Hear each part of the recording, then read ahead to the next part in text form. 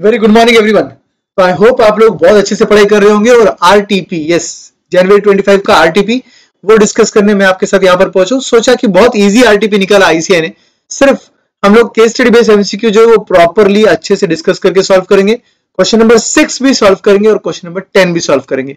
बाकी क्वेश्चन जो है वो डिक्टो अपनी क्लास के नोट्स के रेगुलर टाइप के क्वेश्चन से कुछ भी अलग नहीं है। 6 कुछ अलग है क्या सर? कुछ नहीं, आईसीआई ने एक मिस्टेक किया है, मैं वो ठीक करने यहाँ पर आपके साथ सॉल्व करूंगा। और 10th क्वेश्चन थोड़ा हटकर क्वेश्चन है, बहुत इजी है बट बहुत हटकर है, तो वो साथ में सॉल्व कर लेंगे। और फर्स्ट क्वेश्चन जो है वो केस स्टडी बेस्ड क्वेश्चन है, तो वो तो अच्छे से डिस्कस करना ही चाहिए, थोड़ा ज्यादा वेटेज वाला भी होता है। और ये केस स्टडी बेस्ड जो एमसीक्यूज है थोड़े लेंदी है, तो एक बार अच्छे से देख लेना मेरे साथ सॉल्व करके डिस्कस करके। ओके, तो क्वेश्चन नंबर 1 स्टार्ट करते हैं। Somewhere limited is a leading FMCG, that is fast moving consumer goods company, having its current presence in more than 150 tier 1 and tier 2 cities in India. The stores are operating in the brand name of GoMart, competing with Reliance Fresh, Walmart, Big Bazaar and other chains. Owing to the increase in the demand from tier 3 cities and rural areas, it is planning for massive expansion and is contemplating to open additional 50 stores which will have a variety of FMCG products. कोई काम का नहीं था ये information। आगे बढ़िए। The CFO of the and his team estimate that the funds needed for massive expansion will be 200 lakhs per store. Underline कर लो उसको,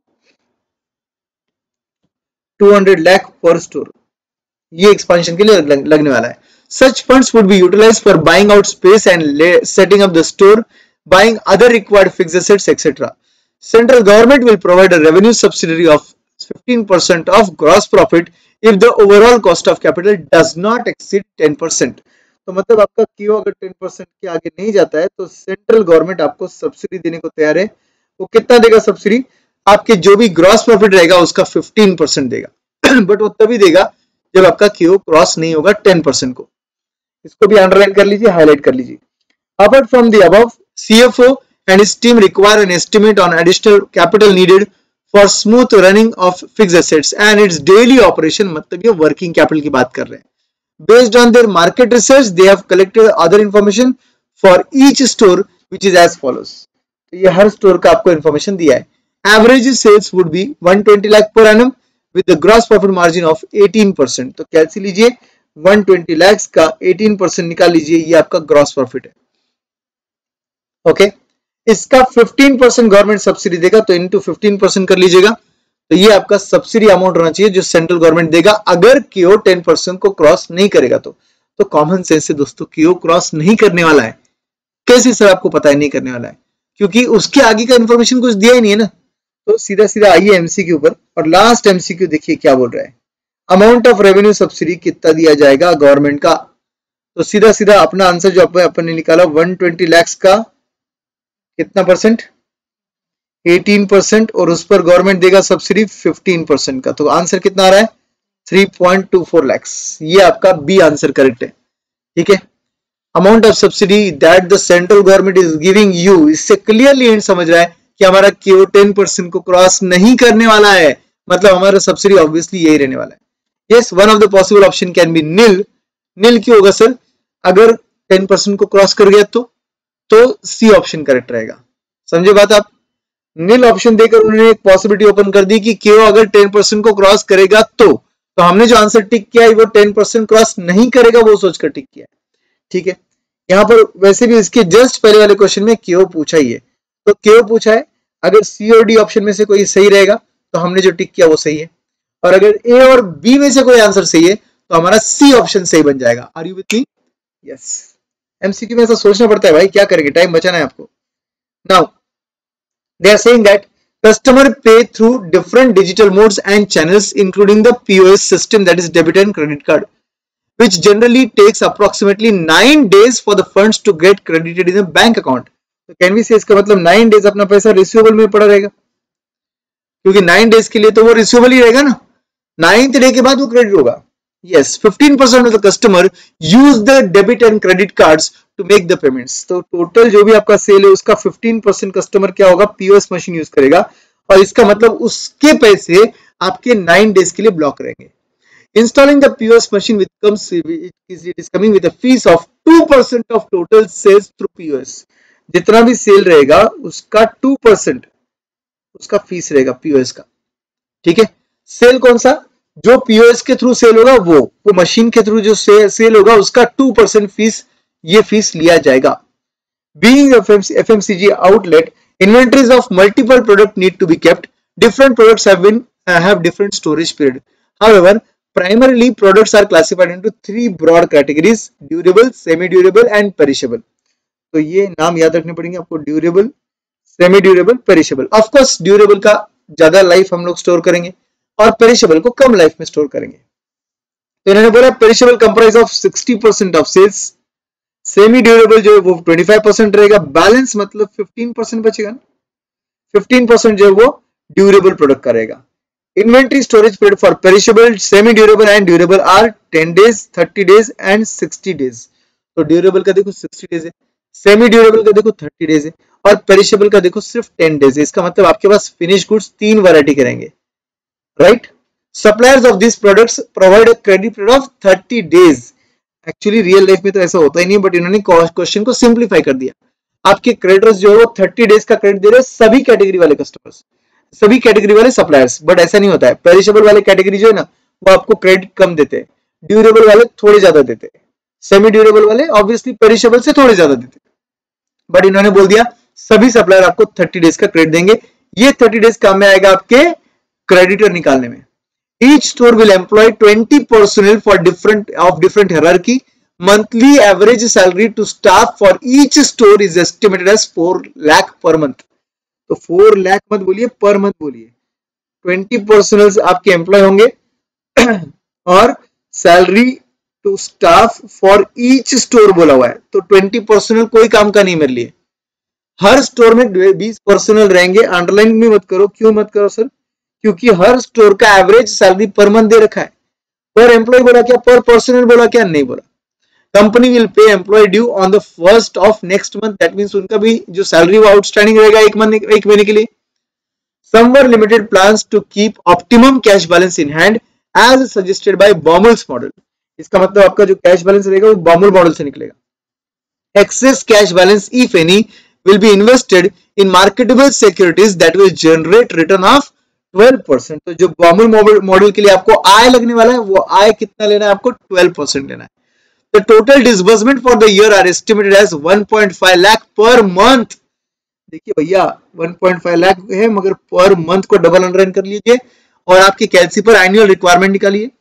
1.5 lakh into 12, I think it comes to 18 lakhs per year. ये annual, ये आपका बॉमुल model का ए का answer हो गया, annual cash requirement with transaction of cost of 20 rupees per transaction. तो भैया 20 रुपीज आपका बॉमुल मॉडल का टी हो गया। बॉमुल मॉडल का फॉर्मूला क्या होता है, √AT/I। तो सब कुछ रेडी अपने पास। बॉमुल मॉडल से हम लोग ऑप्टिमम कैश बैलेंस निकाल सकते हैं। आपका टाइम बचाने के लिए मैंने ये पहले से ही अपने क्लास के स्टाइल में सॉल्व किया ताकि आपको समझ जाए। तो बॉमुल मॉडल का फॉर्मूला है √2AT/I, 2 तो 2 ही रहेगा। Annual requirement will be 1.5 lakh into 12 and transaction cost per transaction is 20 and interest cost will be 0.12, जिससे आपका बॉमुल मॉडल का आंसर आता है 24,495। तो केबी से इसका मतलब आपके एमसीक्यू नंबर 1 का आंसर है 24,495, बिकॉज एमसीक्यू नंबर 1 बोल रहा है ऑप्टिमम कैश बैलेंस निकालो। तो आपका करेक्ट आंसर क्या आएगा एमसीक्यू 1 का, डी ऑप्शन करेक्ट आएगा, 24,495, right. At the same time second option देखिए कितना वाहियात क्वेश्चन, 2 मार्क के लिए पूछा है। ग्रॉस वर्किंग कैपिटल भी निकालना है और नेट वर्किंग कैपिटल भी निकालना है। भैया 2 मार्क के लिए इतना करवाओगे क्या, बट यस करवा रहे हैं लोग, तो निकालना ही पड़ेगा। जब आप ग्रॉस वर्किंग कैपिटल या नेट वर्किंग कैपिटल निकालोगे तब आपको वैसे भी कैश बैलेंस लगने वाला है। कैश बैलेंस कितना लोगे उस टाइम पे 24,495 लेना होगा। तो चलिए gross working capital net working capital के लिए क्वेश्चन को और आगे पढ़ लेते हैं। Optimum capital structure of the company with debt equity of 2:1, 2:1 मतलब 66.66% एंड 33.33%, आपको पता ही है। Okay, that has been proven ideal for raising the fund finance. The company wishes to follow the same pattern for additional funds requirement for each store.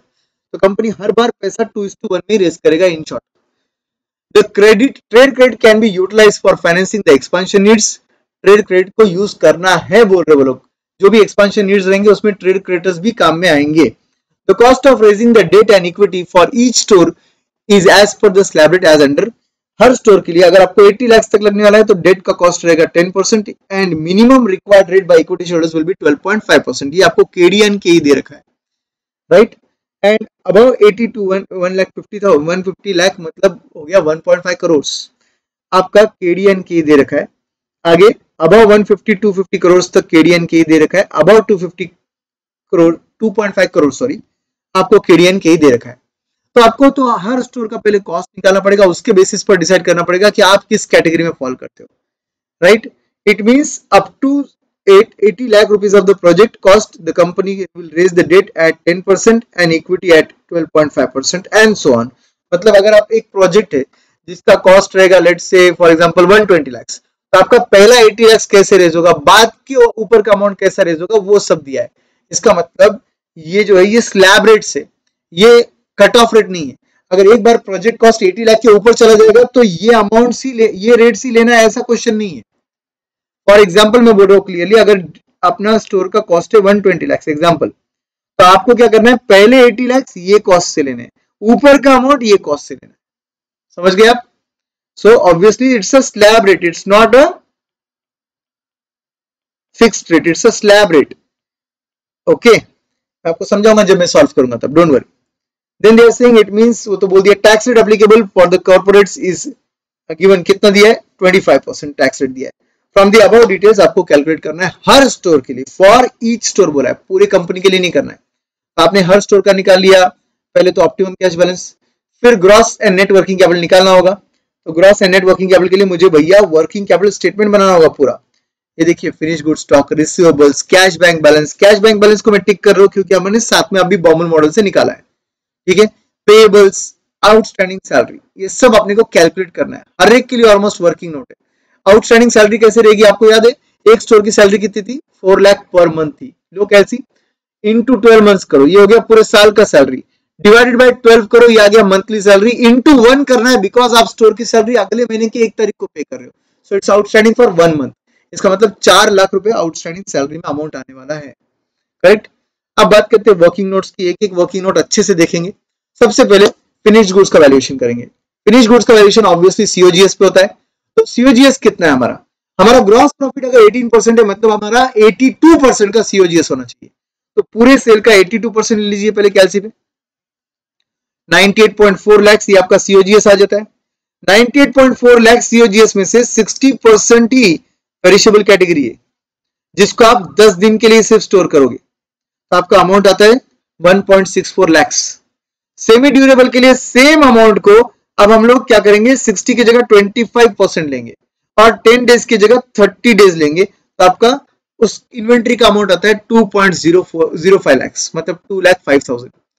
And durable commodity के लिए वापस से COGS लिया, इस बार ड्यूरेबल का जो proportion है वो 15% लिया क्योंकि क्वेश्चन में दिए थे ये प्रोपोर्शंस, एंड उसका स्टोरेज पीरियड 60 डेज का, इसलिए उसको इनटू 60/360 किया और उसका आंसर आता है 2.46 लाख। टोटल आंसर आता है आपका 6,15,000। तो ये आ गया आपका फिनिश गुड्स का स्टॉक 6,15,000। आई होप सबको समझा है। हर जगह मैंने सीओजीएस लिया है, परसेंटेजेस जो क्वेश्चन में दिए थे वो लिए थे, एंड स्टोरेज पीरियड जो क्वेश्चन में दिया वो लिया, तो उससे मुझे मेरा स्टॉक समझ गया फिनिश गुड स्टॉक। तो मैं मेन आंसर में जाके फिनिश गुड स्टॉक लिखने वाला हूं, कितना 6,15,000। इसके बाद रिसीवेबल की बात करेंगे। रिसीवेबल में भी हम डेटर को स्टॉक के अनुसार क्रेडिट पीरियड देते हैं। तो यहां पर सबसे पहले रिसीवेबल के लिए हम कॉस्ट ऑफ गुड्स सोल्ड नहीं लेते, कॉस्ट ऑफ सेल्स पर जाते हैं।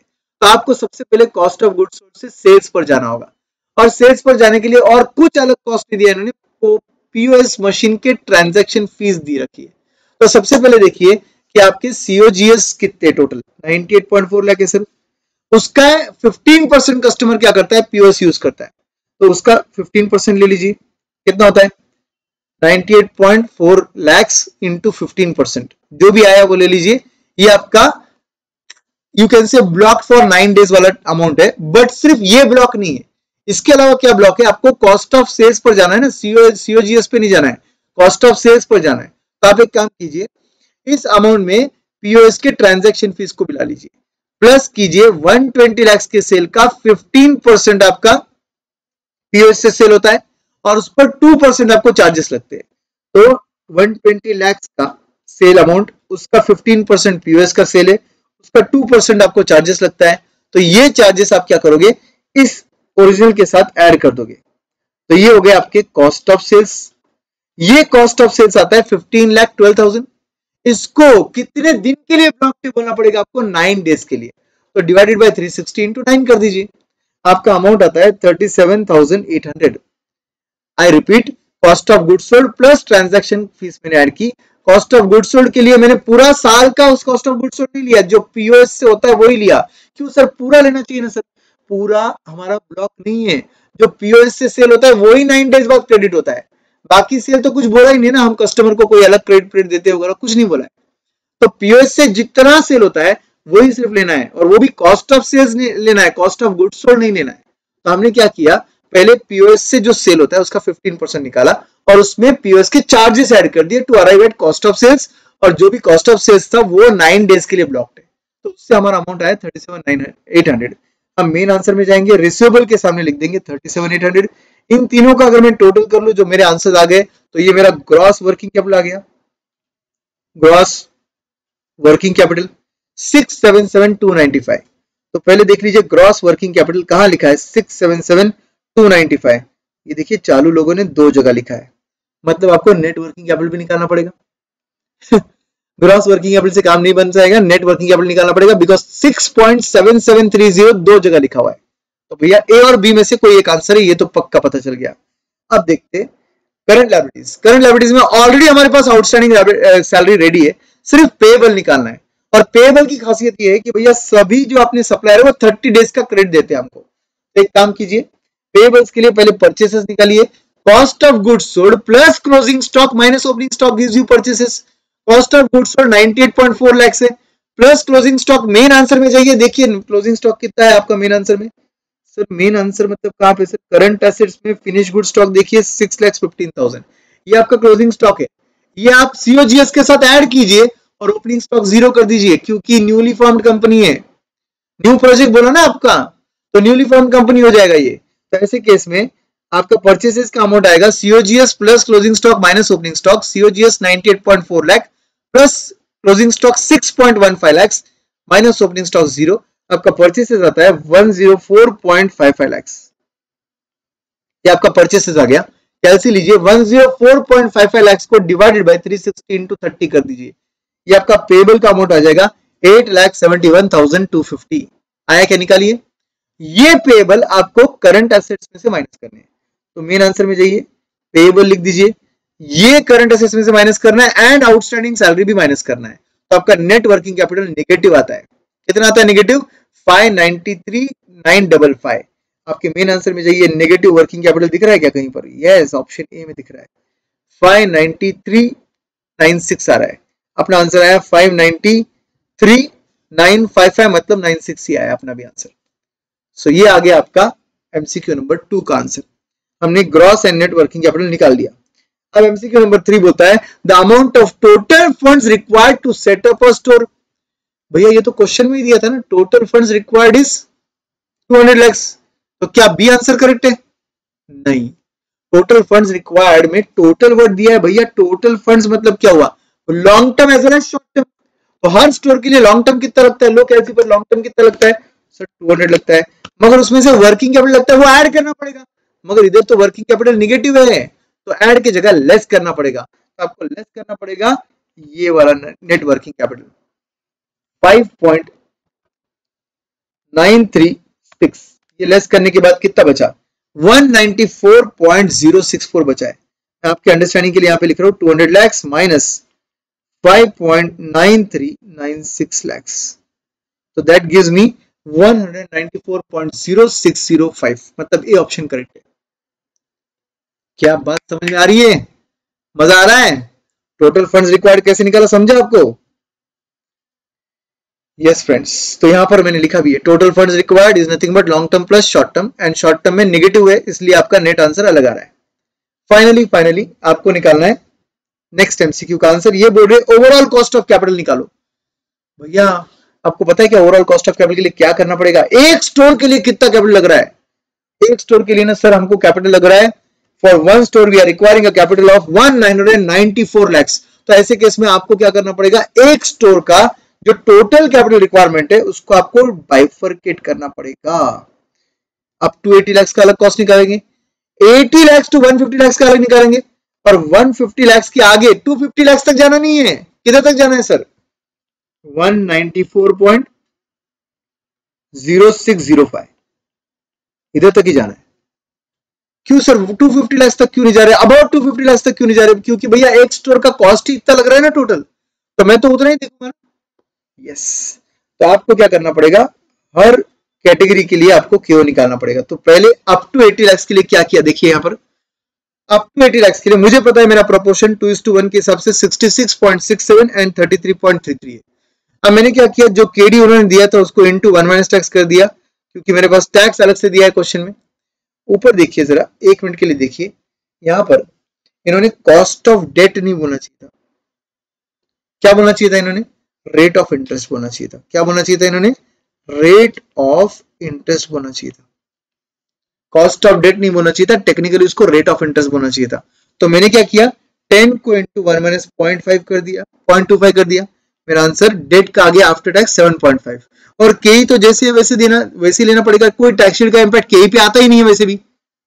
अब कुछ नहीं किया, इस 7.5 लाख 7.5% को मैंने उसके प्रोपोर्शन से मल्टीप्लाई करके प्रोडक्ट निकाला, सेकंड वाले 12.5 को उसके प्रोपोर्शन से मल्टीप्लाई करके प्रोडक्ट निकाला, टोटल ऑफ प्रोडक्ट 9.17 आया। आया क्या आपका आंसर 9.17, 7.5 इंटू 66.67 5 आता है, 12.5 इंटू 33.33% 4.17 आता है, दोनों का टोटल 9.17 आता है। ये 9.17 आप लगा दोगे सीधा 80 lakhs पर।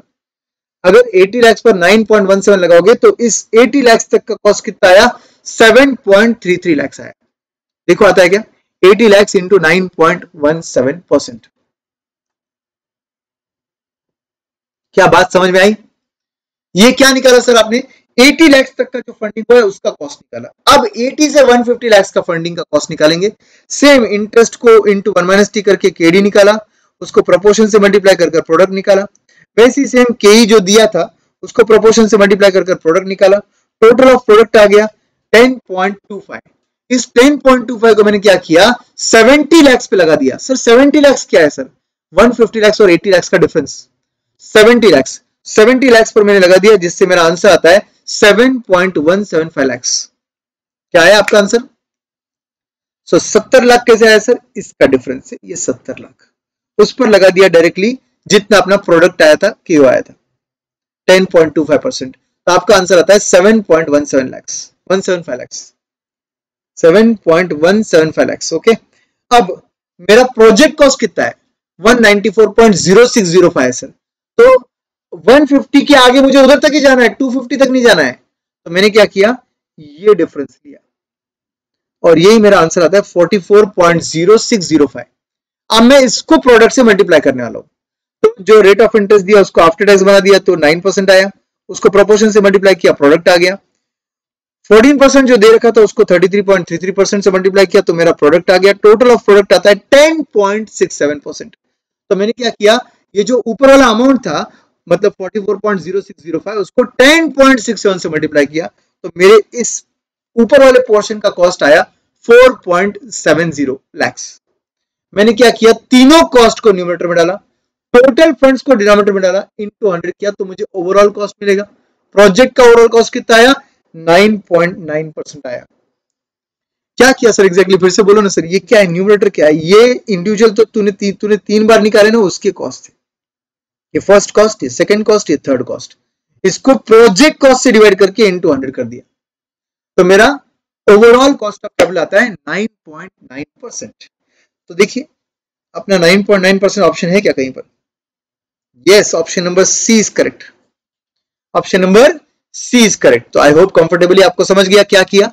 नो डाउट जो मैं समझा रहा हूं ये अगर आप खुद से सॉल्व करोगे तो समझेगा, राइट। उसके बाद सब्सिडी गिवन, ये तो सॉल्व कर ही दिया अपन ने। अब आते हैं डिविडेंड डिसीजन चैप्टर पे।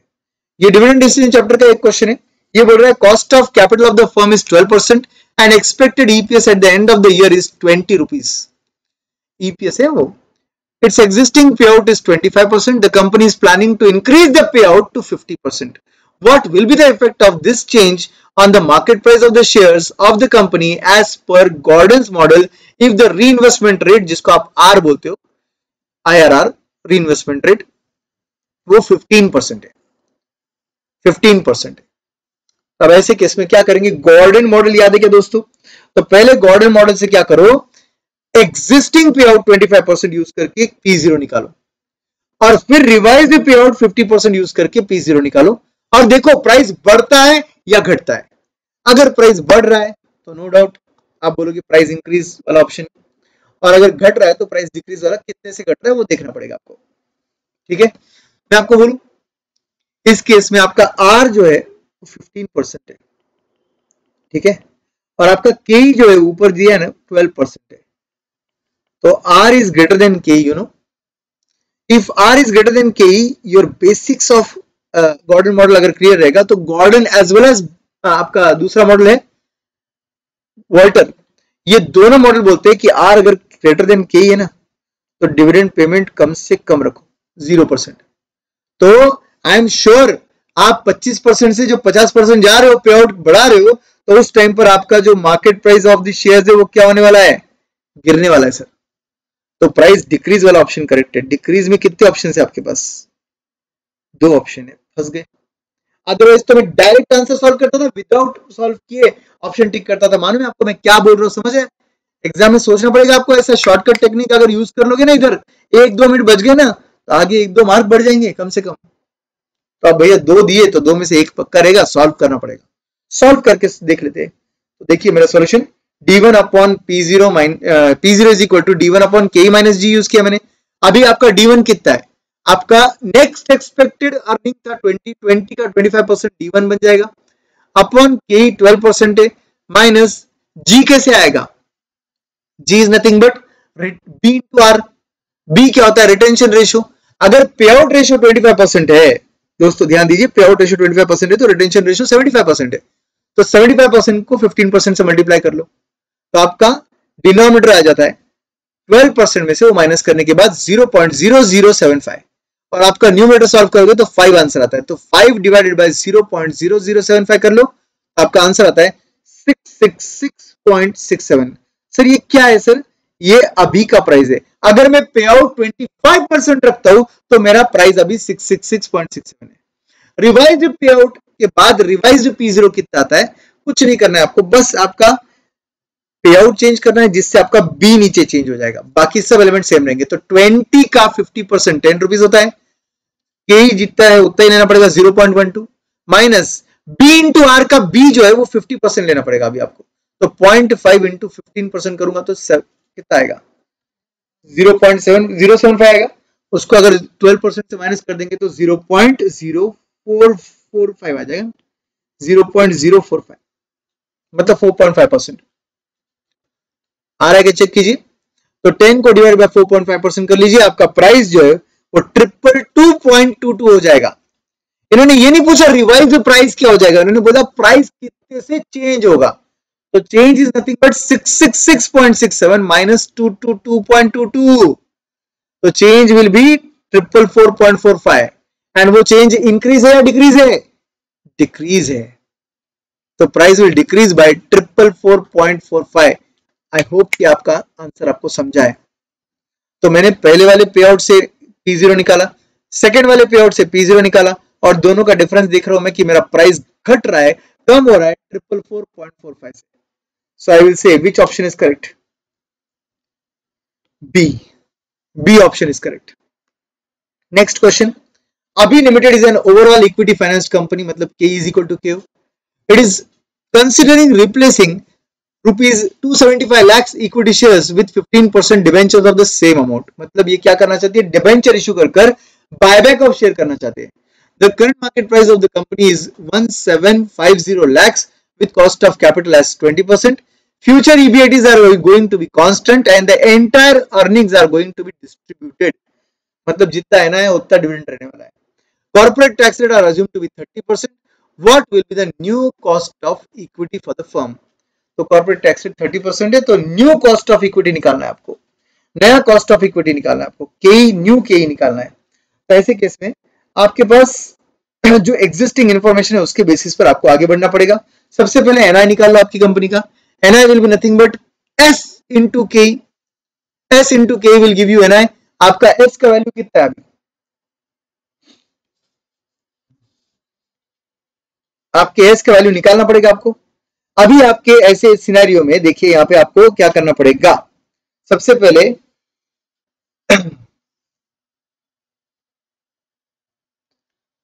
आपको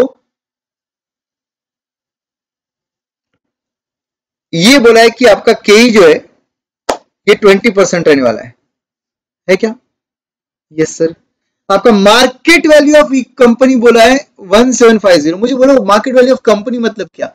वी सर। मगर वी क्या है? अभी तो कंपनी ऑल इक्विटी फाइनेंस है। अगर ऑल इक्विटी फाइनेंस कंपनी मतलब V is equal to S है ना, तो can we say 1750 is my S. And S को अगर मैं 20% से मल्टीप्लाई कर दे तो N I into S will give me, sorry आपका S into K. S into K क्या मिलेगा मुझे?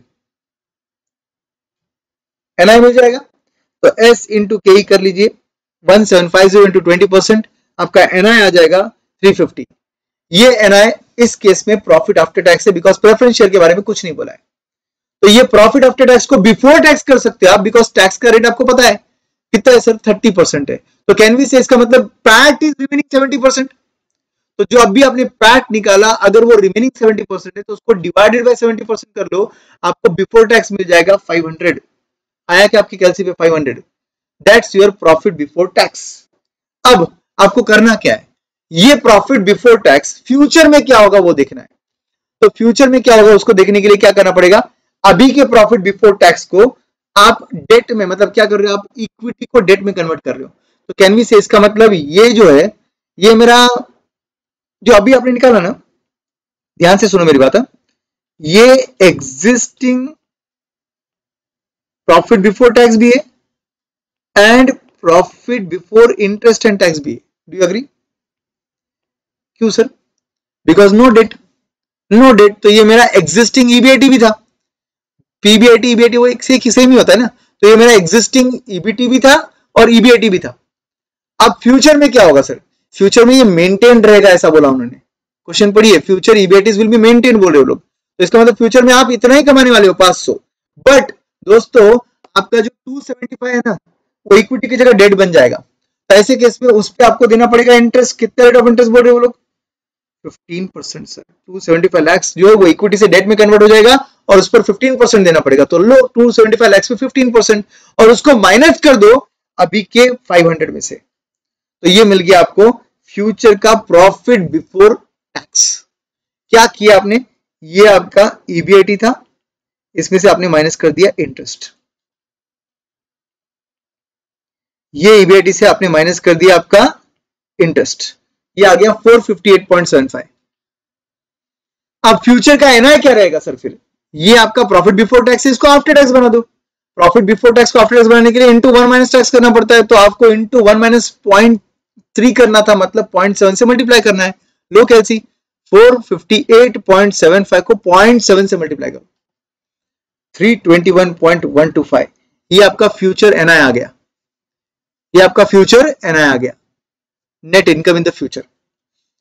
अब आपने सबने पढ़ा है वैल्यू ऑफ लेवर्ड फर्म क्या होता है, value of unlevered firm into debt in, value of unlevered firm plus debt into tax rate होता है। एमएम अप्रोच में पढ़ा है ना आपने, विथ टैक्स वाले। अचानक से आप वो फॉर्मूला क्यों यूज कर रहे हो सर? क्योंकि यहां पर मेरे पास क्वेश्चन में टैक्स दे रखा है, तो मुझे क्या करना पड़ेगा, value of levered firm is equal to value of unlevered firm plus debt into tax rate करना पड़ेगा।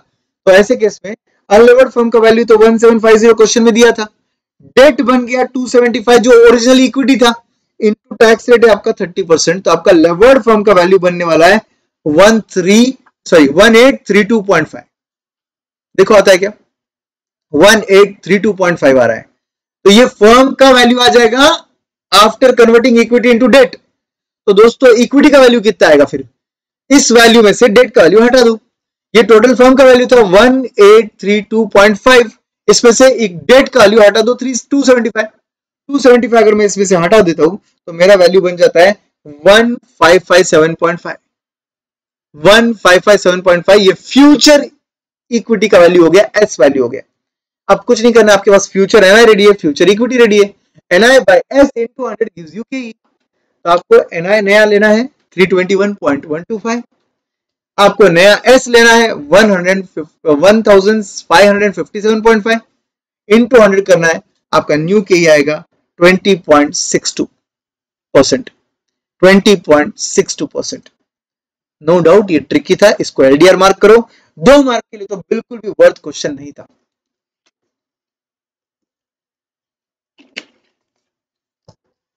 एग्जाम में कैसे करेंगे sir?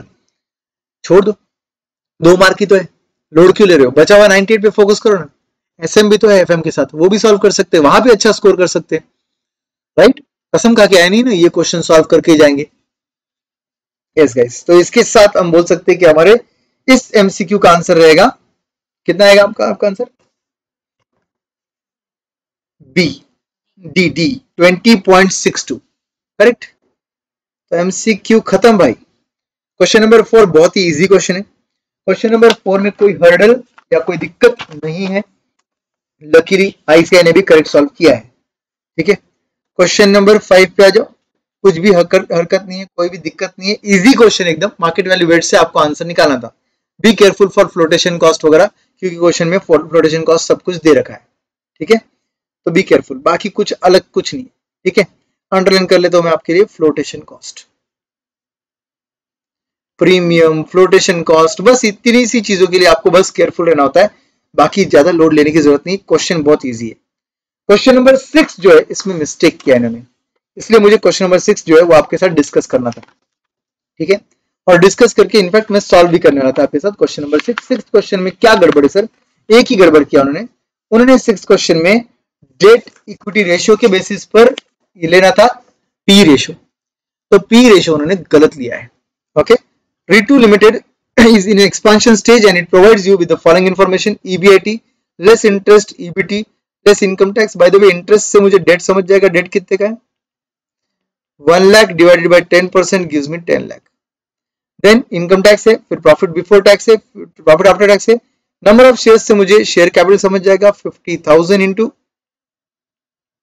10, 5 lakh. Then earning per share आपको दे रखा है, पी रेशियो है आपका 10 टाइम्स का, ठीक है। एग्जिस्टिंग पी रेशियो 10 टाइम्स से भूलना मत। The company has reserves and surplus of 10 lakh rupees, ये भी आपका एग्जिस्टिंग कैपिटल है। And requires 5 lakh rupees for further modernisation वगैरह, ठीक है। तो इसका मतलब एक्सपांशन कितने का? 5 लाख का है, उसको हाईलाइट कर लेते हैं। 5 लाख रुपीस के बारे में बात चल रही है। Return on capital employed is constant, तो भैया अभी का रिटर्न तो दिया ही नहीं आपको, तो return on capital employed is constant बोल रहे हैं, तो अभी का आपको पहले निकालना पड़ेगा कैपिटल एम्प्लॉयड, और अभी का ईबीआईटी क्वेश्चन में दे रखा है, कितना ईबीआईटी? 5 लाख। इससे आपको एग्जिस्टिंग आरओआई निकालना पड़ता है। ये क्लास में हमने सॉल्व किया था, आपको याद होगा, तो ऐसे एक नहीं 2 क्वेश्चन सॉल्व किए। क्वेश्चनर में भी एक क्वेश्चन था, वो भी सॉल्व किया है, तो मैं वो नहीं सॉल्व करते बैठूंगा आपके साथ, वो डायरेक्टली आंसर में से दिखाऊंगा मैं आपको। बट आगे बढ़ते हैं, तो आपके पास एग्जिस्टिंग आरओआई जो है वो एक्सपेंशन के बाद वाले पैसों पर भी लगाना है, मतलब जो भी एग्जिस्टिंग अमाउंट था अभी के कैपिटल का, उसमें 5 लाख जोड़ना है और उस पर वही रेट लगाना है जो आप अभी जस्ट लेटेस्ट में अर्न कर रहे हो, ठीक है। इससे न्यू ईबीआईटी आफ्टर एक्सपेंशन आ जाएगा, बिल्कुल सही है, यही आएगा। अब देखते हैं आगे, बोला है debt ratio that is debt by equity.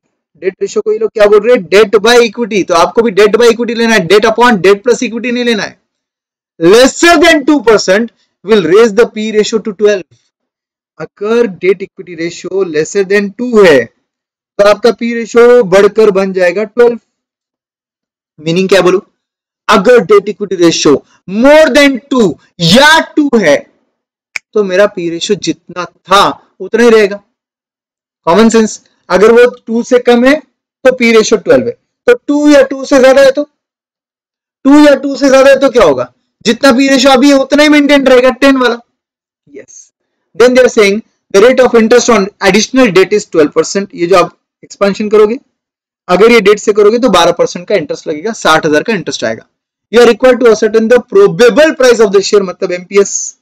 बिल्कुल सेम क्वेश्चन क्लास में सॉल्व किया दोस्तों, कुछ भी डिफरेंस नहीं है। Additional funds are raised as debt additional funds as raised by issuing equity shares at ruling price। भैया रूलिंग प्राइस कितना है वो तो बता दो, रूलिंग प्राइस कितना है? रूलिंग प्राइस कितना है दोस्तों? अभी ईपीएस कितना है? 5.6 है, और एमपीएस बाय ईपीएस करके 10 आंसर आ रहा है, तो इसका मतलब एमपीएस कितना है? P ratio is MPS by EPS. अभी का पी रेशियो 10 है, एमपीएस अपने को पता नहीं है, बट ईपीएस आपका 5.6 है, तो डेफिनेटली आपका एमपीएस कितना हुआ? 56 रुपीज पर शेयर हुआ। यस, तो यही लेना है और क्या है। ठीक है, डन। तो इस क्वेश्चन में फिर अलग क्या था? कुछ नहीं, आपको सबसे पहले कैपिटल एम्प्लॉयड निकालना है। तो मैं आपको दिखा देता हूँ कैपिटल एम्प्लॉयड ने क्या क्या लिया, जो अपन क्लास में लेते हैं वही लिया है।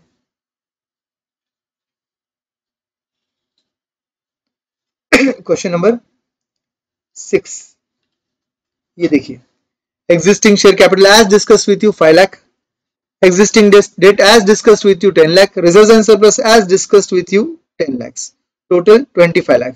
ठीक है, एडिशनल फंड्स कितने का है? 5 लाख का है। तो एक्सपेंशन के बाद इक्विटी फंड्स, आपका इक्विटी विद डेट फंड कितना बन जाएगा? 30 लाख बन जाएगा। एक्सपेंशन के बाद 30 लाख बन जाएगा। अभी कितना अर्न कर रहे हो आप? रेट 20%। कैसे आया sir? EBIT by capital employed into 100। अभी का ईबीआईटी 5 लाख है, अभी का कैपिटल एम्प्लॉयड 25 लाख अपन ने अभी निकाला, इनटू 100 कर लिया, 20% है। तो इस 30 लाख पर भी आप अर्न करने वाले हो 20%, मतलब आपका न्यू ईबीआईटी एक्सपेंशन के बाद 6 लाख बनने वाला है। बराबर बोर्ड हो गया मैं? ये क्या निकाला सर आपने? New EBIT. न्यू ईबीआईटी कितना निकाला? 6 लाख। ठीक है, तो इसका मतलब आपके आंसर की शुरुआत देखो किधर से हुई? 6 लाख से हुई। ठीक है, माइनस किया एग्जिस्टिंग इंटरेस्ट दोनों जगह। न्यू डेट तो डेट प्लान में ही आएगा ना, न्यू डेट का इंटरेस्ट 60,000, वो भी मैंने आपको ऑलरेडी डिस्कस किया था कि 5 लाख पे 12% लेना होगा। तो ठीक है, वो ले लिया। ईबीटी आ गया दोनों जगह, लेस टैक्स कर दिया 30%, ईएटी आ गया दोनों जगह। अब नंबर ऑफ शेयर्स एक जगह आएंगे 50,000, एक जगह आएंगे 58,929। ये क्या निकाला सर आपने?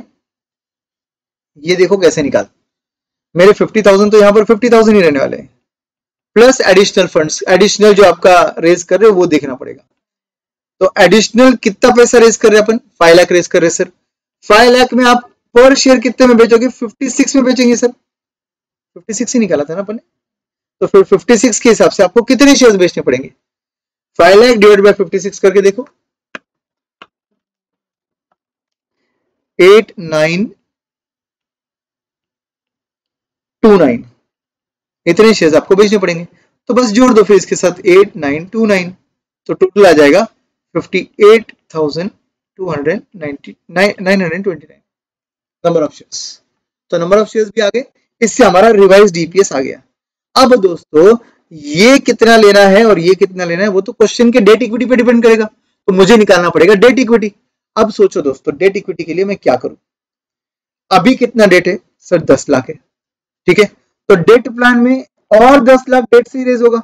यस सर, 10 नहीं 5 सॉरी, और 5 लाख जो रेज होगा वो डेट से ही होगा। यस सर, और एक्सपेंशन के बाद debt divide by debt plus equity नहीं है, डेट डिवाइड बाय इक्विटी है।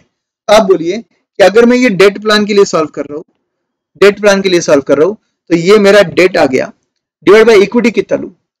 जो एग्जिस्टिंग इक्विटी ना सर उतना ही रहने वाला इक्विटी। क्यों सर? क्योंकि डेट प्लान है। तो ऐसे केस में मेरा एग्जिस्टिंग शेयर 5 लाख का 5 लाख ही रहेगा, रिजर्व्स एंड सरप्लस 10 लाख का 10 लाख ही रहेगा। तो 5 lakh plus 10 lakh share capital, reserves and surplus into 100 करके देखो आंसर क्या आता है।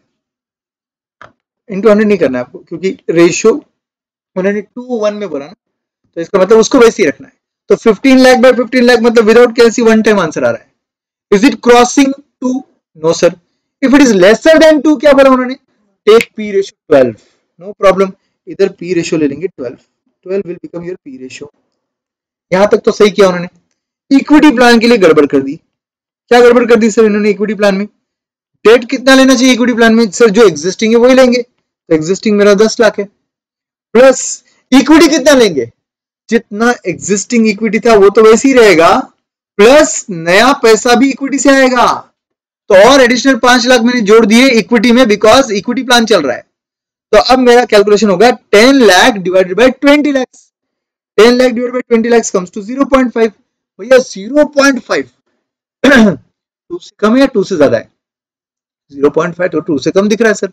अगर 0.5 2 से कम दिख रहा है तो मेरा कंडीशन जो है वो 12 टाइम्स पी रेशियो वाला एप्लीकेबल हो जाएगा ना। क्वेश्चन पढ़िए, क्वेश्चन में क्या बोला है, if debt equity ratio is less than 2 your P ratio will rise to 12।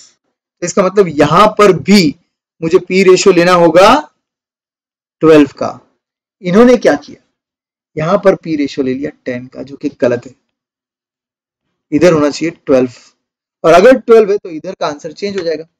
It should be 12 into 5.94 which comes to 71.28।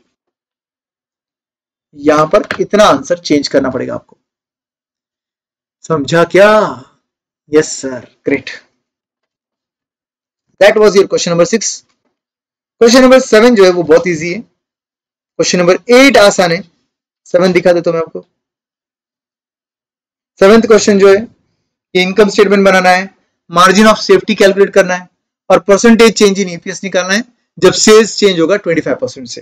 तो बस मेरा सजेशन रहेगा कि राउंड ऑफ वगैरह मत करो, यहां पर प्रॉपर आंसर आ जाएगा। लेवरेज बेस्ड क्वेश्चन था ये, ठीक है, ठीक है। Next will be dividend decision पर क्वेश्चन। बहुत ही इजी क्वेश्चन है ये भी, एकदम क्लास में ऐसे क्वेश्चंस बहुत बार सॉल्व किए, वॉल्टर अप्रोच पे इजीली सॉल्व हो जाएगा। क्वेश्चन नंबर 9 पे आइए, कैपिटल बजटिंग। एक एडजस्टमेंट के लिए केयरफुल रहना है कैपिटल बजटिंग में। आजकल मैं एमटीपी भी देख रहा हूँ और आरटीपी भी देख रहा हूँ। आजकल ये लोग क्या कर रहे हैं कैपिटल बजटिंग में,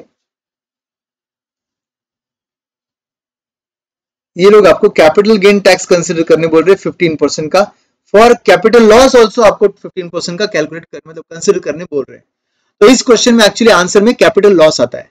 कैसे निकलता है सर? ये कब एफएम में कब ये एडजस्टमेंट आ गया सर? ये टैक्सेशन में जो किए हो ना, सीखे हो ना, वही है, यहाँ पर कुछ अलग नहीं है। आपको डब्ल्यूडीवी ऑफ एसेट को एट द एंड कंपेयर करना है आपके स्क्रैप वैल्यू के साथ, और अगर आपको लग रहा है कि यहाँ पर आपका लॉस आ रहा है तो आपको वहां पर मिलेगा टैक्स शील्ड, और अगर वहां पर लग रहा है आपको गेन आ रहा है तो ऑब्वियसली आपको भरना पड़ेगा टैक्स। एंड रिमेंबर, अगर टैक्स भर रहे हो तो इट्स अ कैश आउटफ्लो, और अगर टैक्स शील्ड मिल रहा है तो it's a cash inflow for you. बस इतना सा एडजस्टमेंट है जिसके लिए आपको केयरफुल रहना पड़ेगा यहाँ पर, ठीक है। दूसरी इंपॉर्टेंट बात यहाँ पर बोली गई है कि एक प्लांट है जिसमें इन्वेस्टमेंट रिक्वायर्ड 850 लाख से, प्लांट एंड मशीनरी में 150 लाख का वर्किंग कैपिटल है। कुछ नहीं बोला तो ये working capital at the end में रिकवरी होती है, याद रखिए ये बात, ठीक है। जिसपे कैपिटल गेन वगैरह कुछ नहीं लगता, क्योंकि it's not a fixed asset, it's a working capital. Stock बेच रहे हो आप, नॉर्मल डेटर में से पैसा आ रहा है वगैरह, ये होता है। इजी क्वेश्चन है दोस्तों, कुछ भी चिंता करने की जरूरत नहीं, बस कैपिटल गेन के लिए थोड़ा सा केयरफुल रहना, ओके। अब आते हैं आगे क्वेश्चन नंबर 10 पर। ये मार्क कर दीजिए एलडीआर। ये क्वेश्चन थोड़ा हट कर आया था, इसको सॉल्व कर लेते हैं। बहुत ही इजी क्वेश्चन है ये भी, कुछ भी हार्ड नहीं है, just you have to mark it as LDR because ये कोई रेगुलर कैटेगरी ऑफ क्वेश्चन नहीं, ठीक है। तो आइए क्वेश्चन नंबर 10 पर देखते हैं क्वेश्चन 10 क्या है। ये बोल रहे हैं this company wants to avail short term loan from bank, however bank grants short term loan by keeping collateral in the form of account receivable. मतलब आपके जो भी रिसीवेबल अमाउंट है ना, उसके अगेंस्ट बैंक आपको लोन देता है, अदरवाइज देता नहीं, ठीक है। Bank is analysing the receivable of this company to identify the acceptable collateral for short term loan. तो बैंक देख रहा है कितना डेटर है, क्या है क्या नहीं, ताकि वो लोन डिसाइड कर पाए कितना देना है, क्योंकि कोलैटरल के तौर पे डेटर रखा जा रहा है, अकाउंट रिसीवेबल रखे जा रहे हैं। The current policy of companies 3% discount if paid in 10 days. Net all customers have to pay in 40 days. तो ये अभी का कंपनी का पॉलिसी है। तो बैंक बोल रहा है bank will lend only to the extent of 90% of acceptable collateral at the rate of interest 12%. 90% ही देगा, वो भी 12% रेट ऑफ इंटरेस्ट से देगा एक्सेप्टेबल कोलैटरल पर, only if both the condition mentioned below are fulfilled. दो कंडीशन दिया भैया, condition a condition B, दोनों फुलफिल होने के बाद 90% दिया जाएगा, वो भी कितने रेट से? 12% रेट ऑफ इंटरेस्ट, ठीक है। और उसमें भी बैंक का कंडीशन क्या है? Bank will keep 5% reserve for cash discount and returns. मतलब जो भी फाइनल रिसीवेबल बैंक एक्सेप्ट करेगा उसका 95% ही कंसिडर करेगा, 5% वो कंसिडर नहीं करेगा, बिकॉज आप कैश डिस्काउंट दे सकते हो, आपके गुड्स रिटर्न हो सकते हैं बाद में। तो भैया बैंक को तो रिस्क है ना, तो बैंक बोल रहा है पूरे जो एक्सेप्टेबल कोलैटरल है उसका 5% हम कंसिडर नहीं करके 95% कंसिडर करेंगे और उस 95% पर भी हम 90% ही देंगे। देखो क्लियरली लिखा है 90% देंगे। Are you understanding? तो इसका मतलब पहली बात तो एक्सेप्टेबल कोलैटरल निकालना है, दूसरी बात उसमें से 5% हटा देना है, मतलब 95% ही कंसिडर करना है, और उसका 90% बैंक देने वाला है। ठीक है, डन। आगे, if any of the above condition is not satisfied, not fulfilled, bank will lend only 65% of the receivable. भैया भैया भैया, मतलब ये तो एक्सेप्टेबल जो था पहले 90 था, अभी 65 कर दिया, और रिजर्व जो 5% था उसको 15% कर दिया। ठीक है, तो कंडीशन क्या पढ़ लेते एक बार। Customers are not currently overdue for more than 5 days of to the net period. मुझे बोलो कस्टमर ओवरड्यू कब बनते? जब सर नेट पीरियड क्रॉस हो जाता है। नेट पीरियड कितना है मेरा? 40 डेज का है। तो अगर ये 40 क्रॉस हो जाता है तो उसे ओवरड्यू बोलते हैं। ये लोग बोल रहे हैं ठीक है ओवरड्यू हुआ तो चलेगा भाई, 5 दिन से ज्यादा ओवरड्यू नहीं चाहिए। तो इसका मतलब करंटली 45 डेज तक अलाउड है आपको। आपका डेट अगर 45 डेज तक पहुंच गया तो भी बैंक को प्रॉब्लम नहीं है। 46 डे पहुंच गया, बैंक आपको वो एक्सेप्ट नहीं करेगा, उसके अगेंस्ट 90% नहीं देते हुए 65% ही देगा। ठीक है। कंडीशन 2, एवरेज एजिंग मतलब हिस्टोरिकल अब तक का average. The customer should not exceed 15 days past the net period. Net period कितना था? 40 डेज था, प्लस 15 कर लो। प्लस 15 क्यों कर रहे सर? पास्ट 15 डेज बोला ना, क्या बोला उन्होंने? Past the net period 15 days. Net period के आगे 15 डेज कितने होते हैं? 55 डेज हो जाते हैं। नेट पीरियड 40 डेज का है, 15 डेज अगर उसमें ऐड कर देंगे तो 55 डेज होता है। तो हिस्टोरिकली ये कस्टमर का हिस्ट्री ऐसा होना चाहिए कि उसने 55 डेज के अंदर पे किया आपको, और अभी वो 45 डेज के आगे नहीं गया है, तो बैंक 90% देने को तैयार है। अदरवाइज बैंक 90% देने को तैयार नहीं है, 65% ही देगा। डन, समझ गया sir? Now they are saying the interest rate will be charged 15%। अरे बाबा बाबा, पहले 12 बोला था, अभी 15 क्यों? क्योंकि ये दोनों कंडीशन नहीं सेटिस्फाई करने वाले कस्टमर के लिए। एक तो 65% ही देंगे, और वो भी कितने रेट से देंगे? 12 नहीं, 15% रेट से देंगे। ठीक है। Corporate tax rate applicable is 25%। On the scrutiny of the receivables the following are the acceptable receivables considering for the lending. तो ये सब लेंडिंग के लिए कंसिडर कर रहे हैं। अब आपको डिसाइड करना है कि इनमें से कौन से कस्टमर्स, ये DR1 DR2 मतलब डेटर 1 2 3 4 10 तक दिया है, कौन से कस्टमर्स दोनों कंडीशन सेटिस्फाई करते हैं, पहले वो ढूंढो। उनको बैंक 90% देने को तैयार है। जो दोनों कंडीशन सेटिस्फाई नहीं करेगा तो उसके लिए तो भैया बैंक सिर्फ 65% देने को तैयार है। ठीक है, तो पहले देख लेते हैं। कस्टमर डेटर 1 जो है ये 37 डेज, इसके लिए कंडीशन थी 45 डेज क्रॉस नहीं होना चाहिए, ऊपर लिख दो। Outstanding in days since invoiced मतलब प्रेजेंट दिया हुआ है, प्रेजेंट है बराबर क्या? एवरेज एजिंग मतलब ये हिस्टोरिकल। तो हिस्टोरिकल के लिए कंडीशन क्या है सर? 55 डेज। 45 55 ऊपर लिख दो, बस खत्म बात। नीचे वाला अकाउंट ये 37 है मतलब क्वालिफाई कर रहा है, और इसका 45 मतलब 40 है मतलब ये भी क्वालिफाई कर रहा है। तो डेटर 1 को टिक कर दो, क्योंकि डेटर 1 जो है वो 45 डेज को क्रॉस नहीं किया ये कॉलम, और 55 डेज को क्रॉस नहीं किया ये कॉलम। डन। डेटर 2 भी देखो ये 25 है और ये 48 है, मतलब ये भी दोनों कंडीशन सेटिस्फाई कर रहा है। डेटर 3 ने गड़बड़ कर दी, यहाँ पे क्वालिफाई नहीं किया, तो इसको देखो ही मत, अगले को देखो ही मत। सर इधर क्वालिफाई किया ना सर, डजंट मैटर, दोनों कंडीशन सेटिस्फाई होने चाहिए, नहीं तो सीधा 65% लेंडिंग होगा। ठीक है। नेक्स्ट तो ये 10 डेज है, ये क्वालिफाई कर रहा है, बट ये जो है ये 56 हो गया तो ये क्वालिफाई नहीं कर रहा है, तो छोड़ दो उसको भी। नेक्स्ट इज ये 30 डेज क्वालिफाई कर रहा है, ये 30 डेज बिल्कुल क्वालिफाई कर रहा है। नेक्स्ट इज 39 45 से कम है, और 50 55 से कम है, मतलब ये क्वालिफाई कर रहा है 6 नंबर। नेक्स्ट इज 55, देखो भी मत, 45 को क्रॉस कर गया। अगला है 44 45 को क्रॉस नहीं किया, 54 55 को क्रॉस नहीं किया, तो डेटर 8 क्वालिफाई हो गया। ये तो 15 एंड 25 ही है, ये तो क्वालिफाई हो नहीं पाएगा, और ये 22 है, ये क्वालिफाई हो जाता, बट ये 75 की वजह से फंस गया, क्योंकि 55 को क्रॉस कर गया वो, तो ये क्वालिफाई नहीं हुआ। जिन जिन लोगों को अपने टिक नहीं किया है उनको हम 65% लेंडिंग में डालेंगे, जिनको टिक किया है उनको 90 डेज के लेंडिंग में 90% के लेंडिंग में डालेंगे, और उससे हमारा आंसर एकदम आसानी से आ जाएगा। समझा? समझा क्या क्या किया? तो बस आपको लेंडिंग का अमाउंट निकालना है और कुछ नहीं करना है। तो दोस्तों एक टेबल बनाएंगे और सॉल्व करेंगे। Question number 10, particulars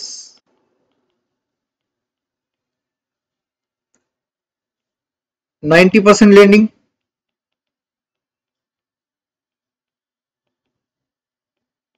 65% lending,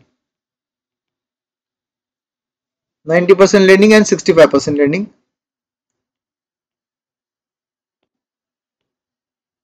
particulars में लेंगे डेटर 1, क्वालिफाई कर रहे हैं इसलिए ले रहा हूं मैं। डेटर 1, डेटर 2, डेटर 3 सब जगह लेने का है ये तो।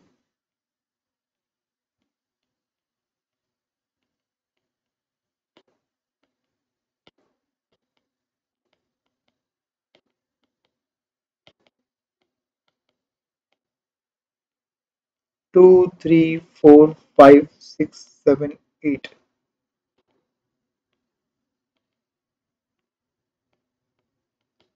Debtor 9 and debtor 10। 10 डेटर है ना अपने पास।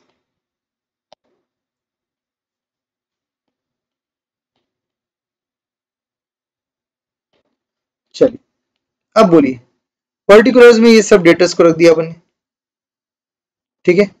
90% लेंडिंग के लिए जो क्वालिफायर है वो इधर आएंगे और 65 के लिए क्वालिफायर है वो उधर जाएगा, ठीक है। तो चलो पहला डेटर तो 90% में जाने हैं, जिसको टिक किया अपन ने, तो उसका अमाउंट लिख दो 50। कितना है उसका अमाउंट? 50,000। तो जैसे अमाउंट लिखे वैसे लिख दो 50,000। सेकेंड केस में 25,000। थर्ड केस उधर डालो, 65% लेंडिंग में डाल दो तो it will be 1,20,000। Fourth debtor किधर आता है? उधर ही आता है, 72,000। फिफ्थ डेटर इधर आता है, 45,000। सिक्स्थ डेटर को भी टिक है, इधर ही आएगा, 1,75,000। सेवेंथ डेटर उधर जाएगा, 19,000। एट्थ डेटर इधर आएगा, 54। नाइन्थ डेटर इधर आएगा, 1,05,000। और 10th डेटर उधर जाएगा, 37,000। इजी। आप क्या करो, इसका total low.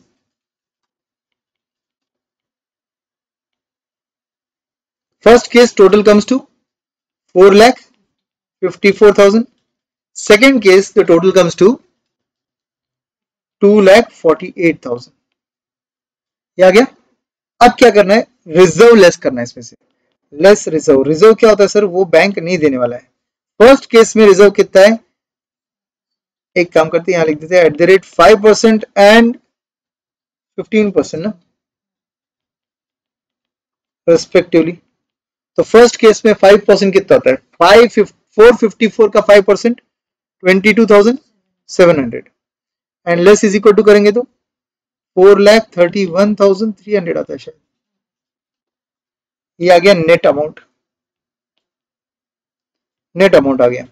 Same like this but 15% इधर लेंगे तो आपका रिजर्व अमाउंट आता है 2,48,000 का 15%, 37,200। ये अगर हटा देंगे तो ये 800 कितना आएगा? 2,10,800। 2,10,800 ये नेट अमाउंट आ गया। रिजर्व लेस कर दिया। अब बैंक क्या कर रहा है? इस पर पूरा लोन नहीं दे रहा है। कितना परसेंट लोन देगा? Loan @90% and 65% respectively. हेडिंग लिखा ना अपन ने, तो निकाल लो इसका। 90% फर्स्ट वाले का और सेकंड वाले का 65% निकालो। तो फर्स्ट आंसर कम्स टू 3,88,170 का लोन और सेकंड आंसर कम्स टू 2,10,800 का 65%, 1,37,020। ये बैंक आपको क्या कर रहा है? लोन देने को तैयार है। तो फर्स्ट पार्ट तो अपन ने निकाल लिया। टोटल लोन कितना होगा? देयरफॉर टोटल लोन इन दोनों का टोटल लो, 388,170 प्लस 137,020, 5,25,190। ये आपका टोटल लोन आ गया। फर्स्ट क्वेश्चन तो सॉल्व हो गया भैया, टोटल लोन आ गया। दूसरा टोटल अमाउंट लेंड आ गया, उसके बाद बोल रहे इफेक्टिव कॉस्ट इन परसेंटेज निकालो। तो आप सबको पता है कि फर्स्ट केस में बैंक का रेट ऑफ इंटरेस्ट कितना है, ये जो लोन दिया जा रहा है ये कितने रेट से दिया जा रहा है, 12%। चाहिए तो इधर लिख देंगे एट द रेट 12% और बाजू में लिख देंगे एट द रेट 15%। क्वेश्चन में बोला है 12 एंड 15%। तो मैं क्या कर रहा हूं, इफेक्टिव कॉस्ट निकाल रहा हूं।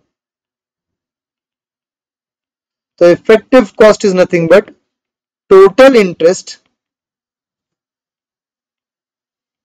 Divided by total loan into 100। Total interest कितना आएगा, 3,88,170 पर 12%। फर्स्ट केस में इंटरेस्ट आएगा 46,000, हाँ नहीं, इट विल बी 388,170 का 12%, 46,580, 580.4 प्लस दूसरे केस में 1,37,020 पर 15%, 1,37,020 पर 15%, 20,553 डिवाइडेड बाय टोटल लोन तो अपने को पता है 5,25,190 है, इंटू 100 करेंगे, इसका इफेक्टिव कॉस्ट आ जाएगा।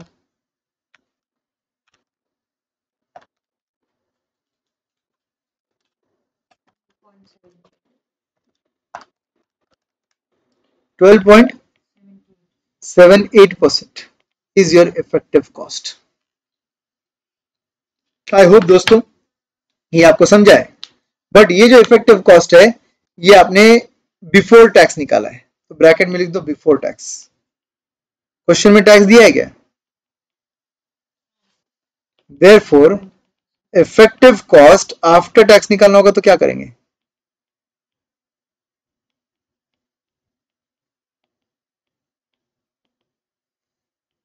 आई इंटू 1 माइनस टी करेंगे। 12.78% इंटू 1 माइनस 0.25, तो इसको इंटू 0.75 से मल्टीप्लाई करेंगे, which comes to 9.59%. This becomes effective tax, effective cost after tax.